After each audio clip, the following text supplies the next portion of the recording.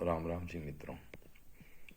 अब हम भगवत गीता अध्याय 9 के श्लोक 22, 23, 24 और 25 में प्रवेश कर रहे हैं, जहाँ भगवान श्री कृष्ण अर्जुन को कह रहे हैं, अनन्याः चिन्तयन्तः माम ये जनाः पर्युपासते तेषां नित्याभियुक्तानां योगक्षेमं वहामि अहम्। और जो अनन्य प्रेमी भक्तजन मुझ परमेश्वर को निरंतर चिंतन करते हुए निष्काम भाव से भजते हैं, उन नित्य निरंतर मेरा चिंतन करने वाले पुरुषों का योगक्षेम मैं स्वयं प्राप्त कर देता हूँ। अर्थात जो प्रेमी भक्तजन उस परम ईश्वर को निरंतर निष्काम भाव से भजते हैं, उनका योगक्षेम अर्थात उनकी भगवान के साथ एकता को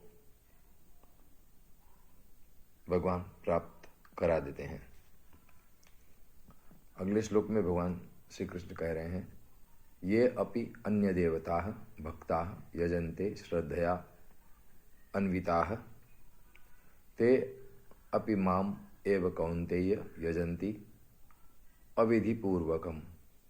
और हे अर्जुन, यद्यपि श्रद्धा से युक्त जो सकाम भक्त दूसरे देवताओं को पूजते हैं, वे भी मुझको ही पूजते हैं, किंतु उनका वह पूजन अविधिपूर्वक अर्थात अज्ञानपूर्वक है।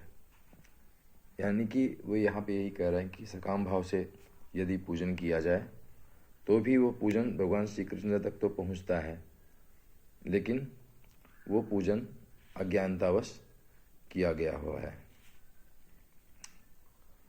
अहम ही सर्वयज्ञानां भोक्ता च प्रभुः एव च न तो माम अभिजानन्ति तत्वेन अतः च्यवन्ति ते।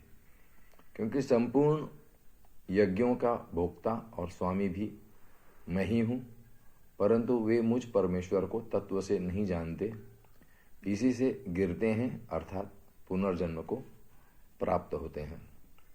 अगले श्लोक में भगवान श्री कृष्ण कह रहे हैं, यान्ति देवव्रताः देवान् पितॄन् यान्ति पितृव्रताः भूतानि यान्ति भूतेज्याः यान्ति मद्याजिनः अपि माम। कारण यह नियम है कि देवताओं को पूजने वाले देवताओं को प्राप्त होते हैं, पितरों को पूजने वाले पितरों को प्राप्त होते हैं, भूतों को पूजने वाले भूतों को प्राप्त होते हैं, और मेरा पूजन करने वाले भक्त मुझको ही प्राप्त होते हैं। इसीलिए मेरे भक्तों का पुनर्जन्म नहीं होता। यहाँ पे भगवान श्री कृष्ण बता रहे हैं कि हम जिस जिसकी पूजा करते हैं, जिस जिसकी भक्ति करते हैं, उसे ही प्राप्त होते हैं, अर्थात उनका ही आशीर्वाद आपके समक्ष पहुंचता है, आप उनके समक्ष पहुंचते हो। और जो भक्त भगवान श्री कृष्ण अर्थात उस परम ईश्वर को ही याद करता है, उसे फिर पुनर्जन्म की आवश्यकता नहीं पड़ती, क्योंकि भगवान स्वयं निराकार हैं।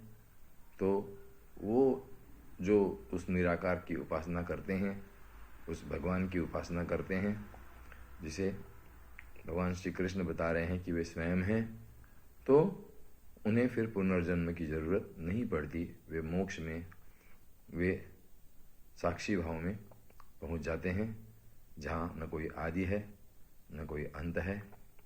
वो एक निर्विचार अवस्था है। अब इतना ही। हरे राम राम राम हरे हरे।